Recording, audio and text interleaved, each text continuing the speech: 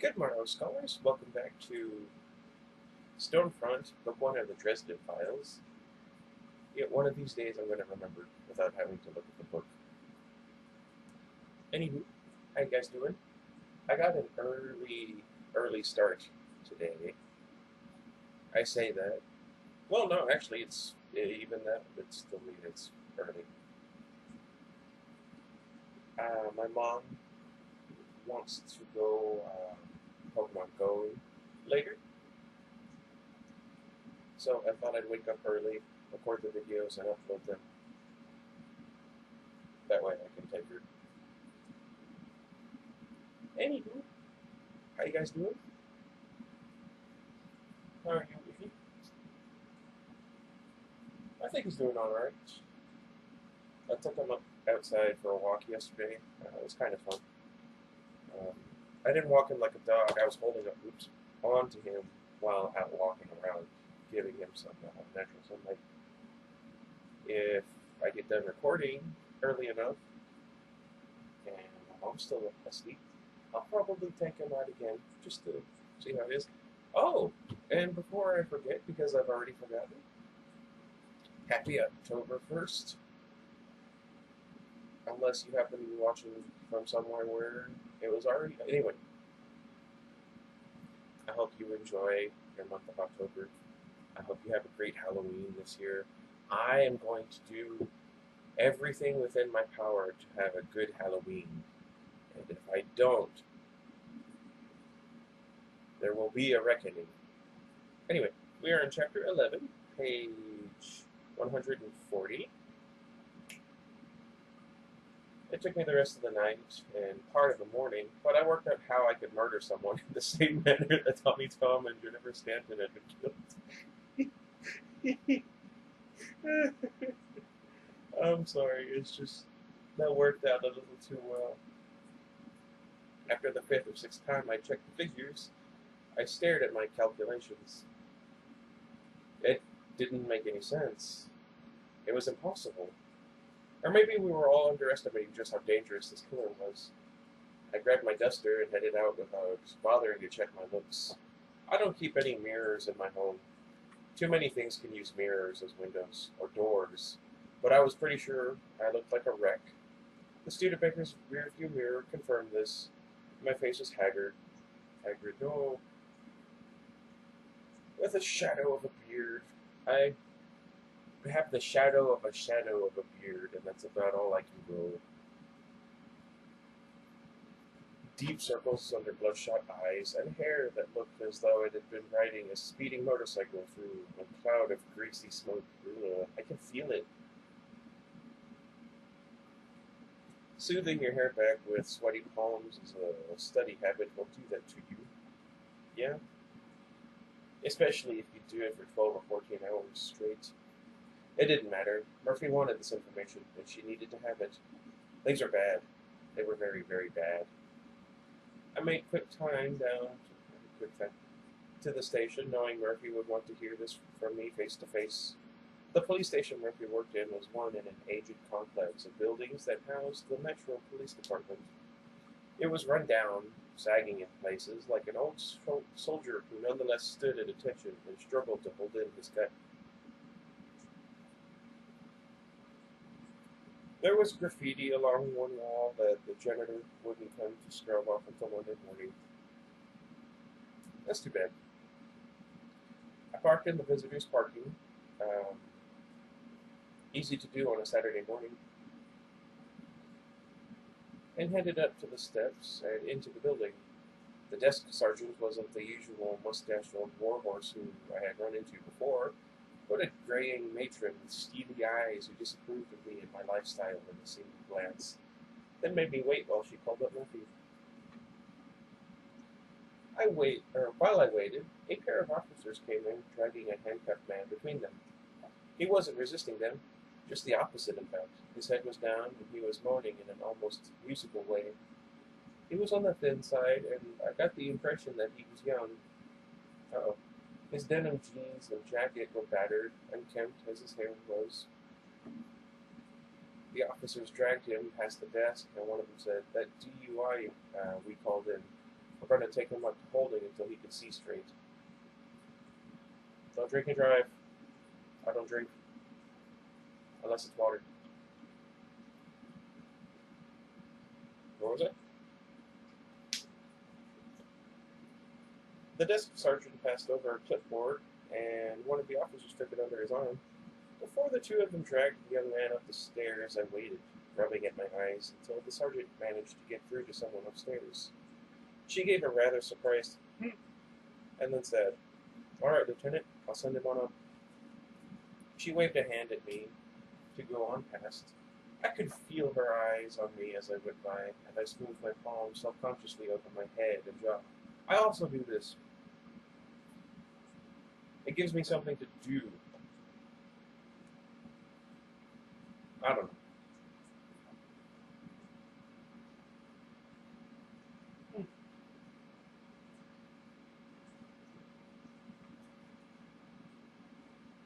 I don't know.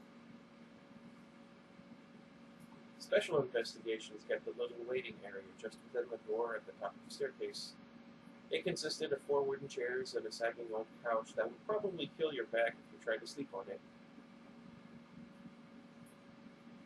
Murphy's office was at the end of the double row of cubicles. Murphy stood just inside her office with a phone pressed to her ear, wearing a martyred expression. She looked like a teenager having a fight with an out-of-town boyfriend, though she turned my head off if she heard me saying any such thing. I waved my hand and she nodded back at me. She pointed at the waiting area and then shut the door to her office. I took a seat in one of the chairs and leaned my head back against the wall. I had just closed my eyes when I heard a scream from behind me in the hallway. Ugh. There was a struggling sound and a few startled exclamations before the scream repeated itself, closer this time. I acted without thinking. I was too tired to think. I rose and went into the hall towards the source of the sound. To my left was the staircase, and to my right, the hallway stretched ahead of me. A figure appeared, the silhouette of a running man, moving toward me with long strides. It was the man who had hung so limply between the 2 officers, humming a few minutes before me. He was the one screaming. I heard a scrabbling sound, and then the pair of officers I had seen downstairs a few moments before came around the corner. Neither of them was a young man anymore, and they both ran with their bellies out, puffing for breath, holding their gun belts against their hips with my hand. "Oh, dude. Stop!" one of the officers shouted, panting. "Stop that man!" The hair on the back of my neck prickled. The man running toward me kept on screaming, high and terrified, his voice a long and uninterrupted peal of something. Terror, panic, lust, rage, all rolled up into a ball and spewing out into the air through his vocal cords. I had a quick impression of wide, staring eyes, a dirty face, a denim jacket, and old jeans as he came down the shadowy hallway. His hands were behind his back, presumably held there by cuffs. He wasn't seeing the hall he was running through. I don't know what he was looking at, but I got the impression that I didn't want to know. He came hurtling toward me in the stairs, blind and dangerous to himself. It wasn't any of my business, but I couldn't let him break himself apart and then tumble down the stairs. I threw myself toward him as hard as I could, attempting to put my shoulder into his stomach and drive him backward in a football-style tackle. There is a reason I got cut every year during high school. I rammed into him, but he just woofed out of breath and spun to one side into a wall. It was as though he hadn't seen me coming and had no realization I was there. He just kept staring blindly and screaming, careening off the wall and continuing on his way toward the stairs. I went down to the floor, my head abruptly throbbing again, where the unknown tough guy had wrapped me with a baseball bat last night. One good thing about being as tall as I am, I have long arms.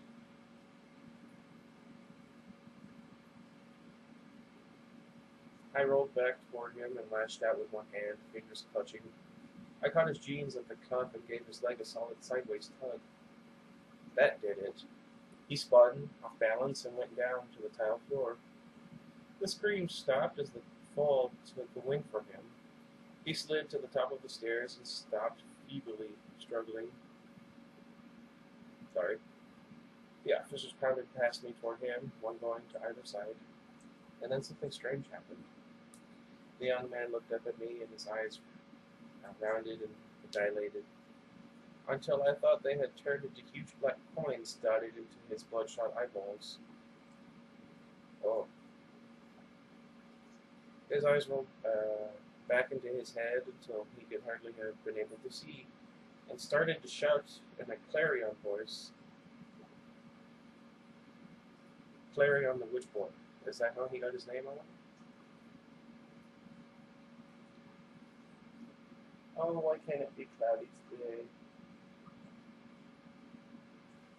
Wizard, he trumpeted. Wizard, I see you. I see you, wizard. I see the things that follow, those who walk before and he who walks behind. They come for you. That would be horrifying. Even if you weren't a wizard.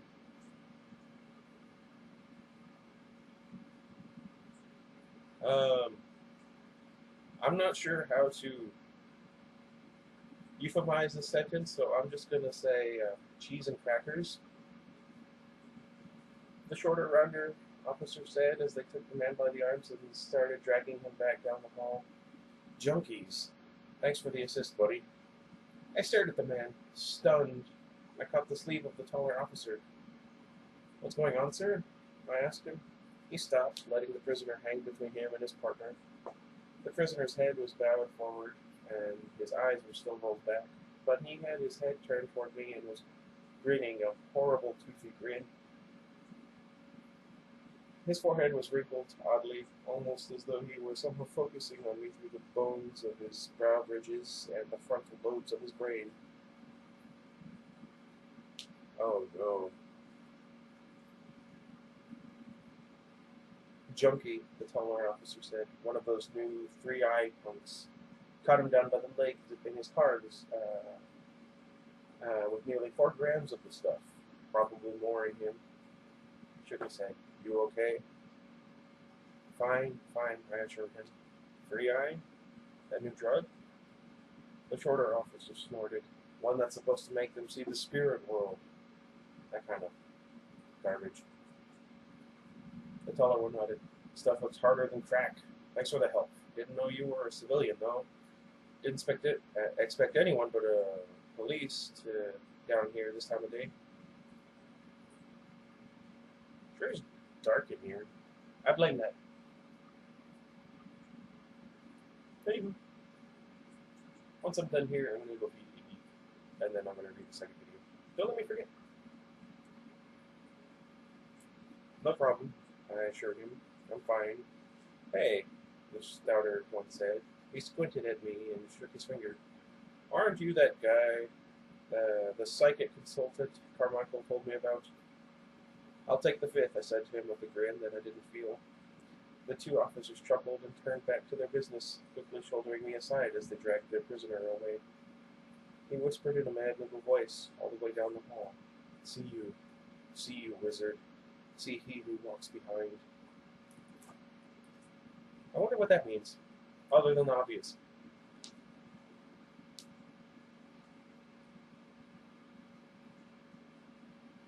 If you see anything, let me know. I returned to my chair in the waiting area at the end of the row of cubicles and sat down, my head throbbing, my stomach rolling uncomfortably. He who walks behind. I had never seen the junkie before, never been close to him. I hadn't sensed the subtle tension of power in the air around him that signified the presence of a magical practitioner.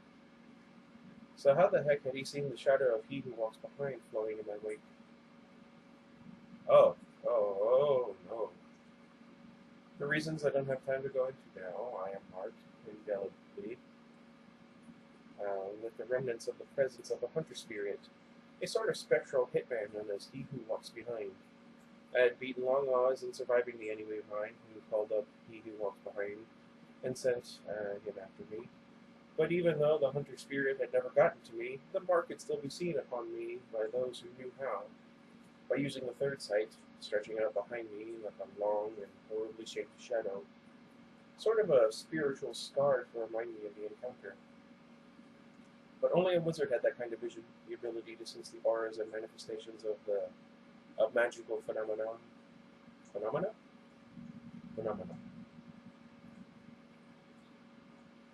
And that junkie had been no wizard.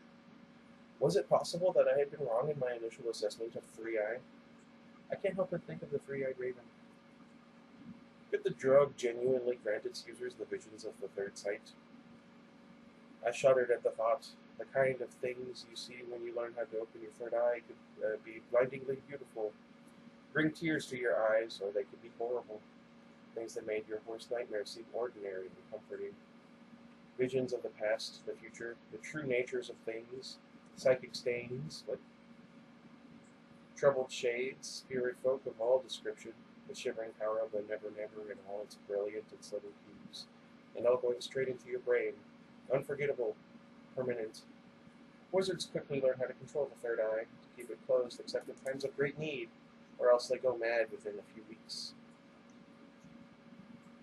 I give me a max of 3 days.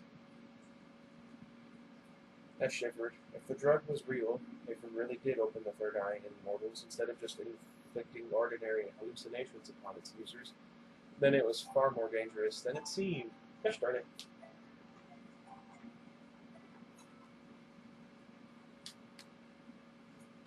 Sorry, I forgot about my line. Anyway. Where was it? Even with the deleterious effects demonstrated by the junkie I tackled, even if a user didn't go mad from seeing too many horrible or otherworldly things, he might see through the illusions and disguises of any number of beings that passed among mankind regularly, unseen, which could compel such creatures to act in defense for fear of being revealed. Double jeopardy.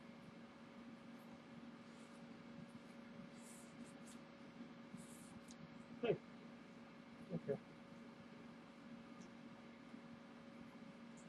Dresden. Murphy snapped. Wake up. I blinked. Not asleep, I slurred, just resting my eyes. She snorted. Save it, Harry, and pushed a styrofoam cup into my hands. She'd made me coffee with a ton of sugar in it, just the way I like, and even though it was a little stale, it smelled like heaven. You're an angel, I muttered. I took a sip, then nodded down the row of cubicles. You want to hear this one in your office. I could feel her eyes on me as it drained. All right, she said. Let's go. And the coffee's 50 cents, Harry. I followed her into her office, a hastily assembled thing with cheap plywood walls and a door that wasn't hung quite right. My door still has that nail in it. I wonder.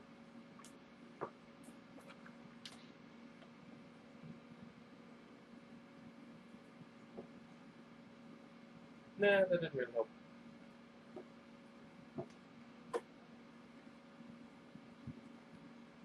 That really didn't make a difference. Oh well. What was that? The door had a paper sign taped to it, neatly lettered in black magic marker with Lieutenant Karen Murphy. There was a rectangle of lighter wood where a plaque had once held some other hapless policeman's name. That the officer never bothered to put up a fresh plaque was a not-so-subtle reminder of the precarious position of the Special Investigations Director. Her office furniture, the entire interior of the office, in fact, was a contrast with the outside.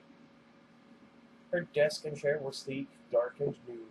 Her PC was always on and running on its own desk set immediately to the left. A bulletin board covered most of one little wall. I need one of those for my series. I'm thinking about hanging it up over here, and then just you know how the conspiracy theorists have their room set up with all the strings and everything. Let me know if you think I should do that. Or was it? Where was I? Most of one little wall, and current cases were neatly organized on it.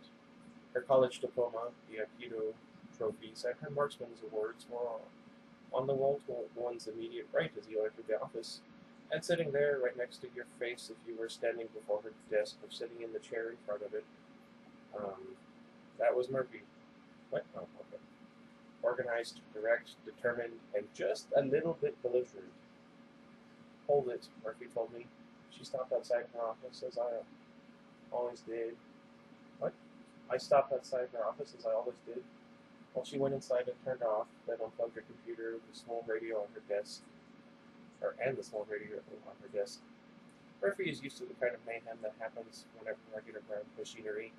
After she was done, I went on in. I sat down and slurped more coffee. She slid up onto the edge of her desk, looking down at me. Her blue eyes narrowed. She was dressed no less casually on a Saturday than she was on a weekday. Dark slacks, a dark blouse, set off by her golden hair and bright silver necklace and earrings. Very stylish. I, in my rumpled sweats and t-shirt, black duster, and mussed hair, looked very slouchy. "All right, Harry," she said. "What have you got for me?" I took one last drink of coffee, stifled a yawn, and put the cup down on her desk. She slipped a coaster under it as I was speaking over. "I was up all night working on it," I said, keeping my voice soft. "I had a heck of a time figuring out the spell. And as near as I can figure, it's almost impossible to do it to one person, let alone two at once." She glared at me. "Don't tell me almost impossible. I've got two corpses that say otherwise." "Keep your shirt on," I growled at her. "I'm just getting started. You've got to understand the whole thing if you're going to understand any of it." Her glare intensified.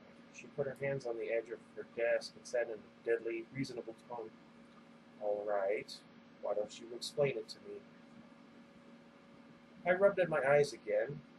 "Look, whoever did this did it with a thaumaturgic spell. That much I'm sure of.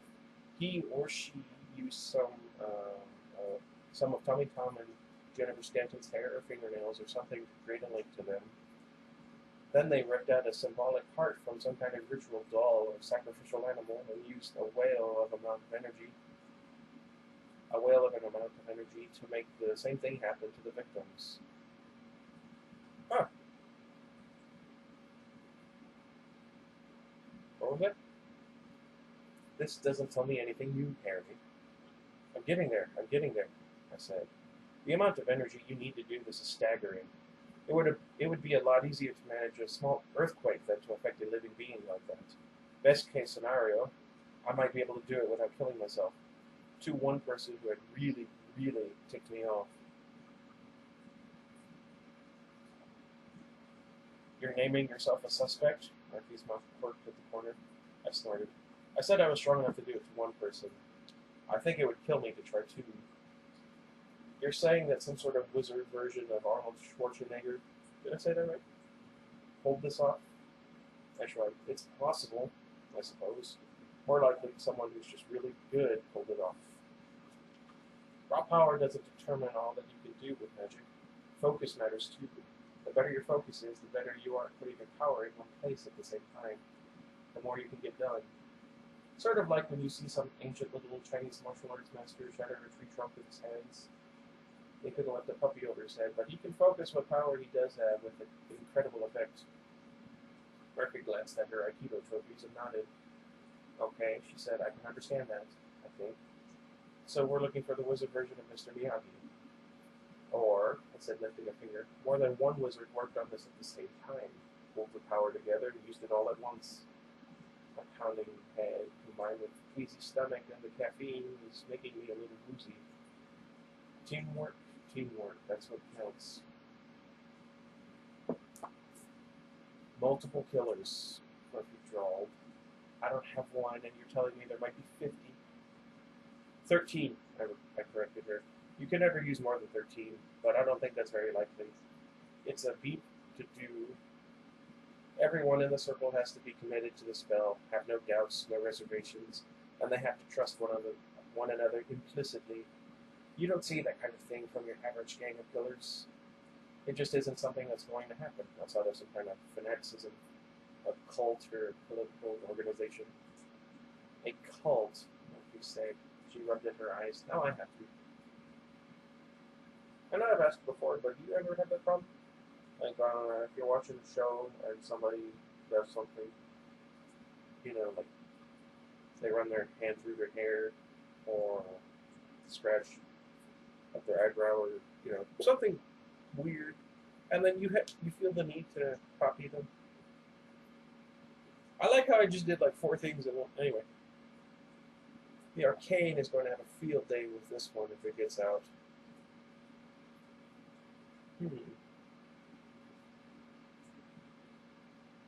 So Bianca is involved in this after all. Surely she's got enough enemies out there who could do this. She could inspire that kind of effort to get rid of her. I shook my head. The pain was getting worse, heavier, but pieces were falling into place. No, you're thinking the wrong angle here. The killer wasn't taking out the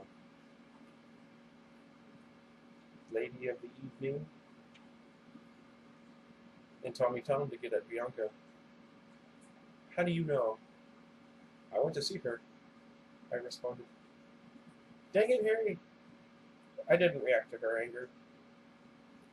You know she wasn't going to talk to you, Murph. She's an old-fashioned monster girl. No cooperation with the authorities. But she did talk to you, Murphy demanded. I said, pretty please. That's funny.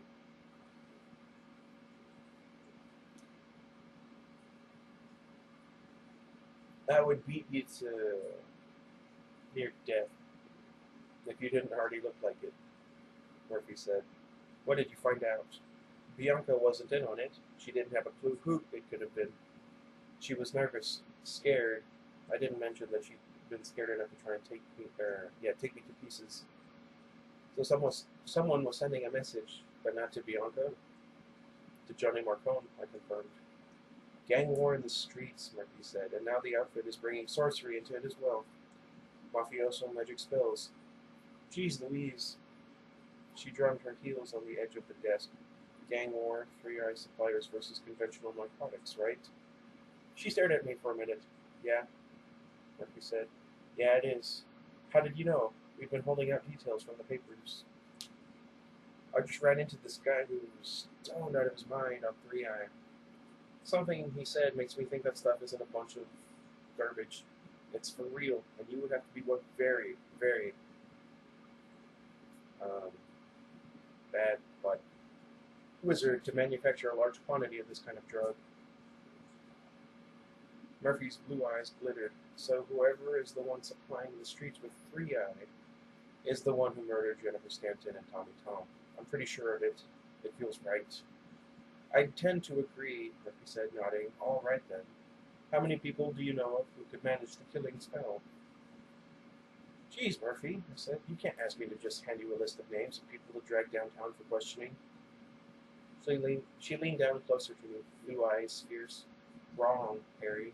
I can ask you. I can tell you to give them to me, and if you don't, I can haul you in for obstruction and complicity so quick it will make your head spin. There we go. My head's already spinning, I told her. A little giggle slipped out. Throbbing head. Hum, hum, hum. You wouldn't do that, Murph. I know you. You know darn well that if I had anything you could use, I would give it to you. If you just let me in on the investigation, give me the chance to... No, Harry, she said, her voice flat. Not a chance. I'm elbow deep in alligators already without you getting difficult on me. You're already hurt, and don't ask me to buy some line about falling down the stairs. I don't want to scrape you off the concrete. Whoever did Tommy Tom is going to get nasty when someone comes poking around, and it isn't your job to do it. It's mine. Suit yourself, I told her. You're the one with the deadline. Her face went pale, and her eyes blazed. You're such an incredible beat, Harry. I started to answer her. I really did, but my skull got loose and shaky on my neck, and things spun around, and my chair sort of wobbled up onto its back legs and whirled about precariously. I thought it was probably safest to slide my way along the floor, rubbery as a snake. The towels were nice and cool underneath my cheek and felt sort of comforting. My head went boom, boom, boom the whole time I was down there, spoiling what could have otherwise been a pleasant little nap. Okie dokie. So, that chapter ended up being a lot longer than I thought it was going to be. Like a lot longer. How many pages was it? 14? Just about? 13, I guess? I don't know. Anywho, I'm gonna go feed the geek real quick. I'm gonna change the turtle's light. Probably feed them too. I'm gonna go drink some water. And oh, I have to watch a movie today. What movie should I watch? I'll let you know tomorrow what I ended up watching. Unless I watch it tonight after work, which won't be a good idea. If you have any suggestions for movies to watch later in the month, be sure to let me know. And until next time, goodbye, everybody. Oh, October.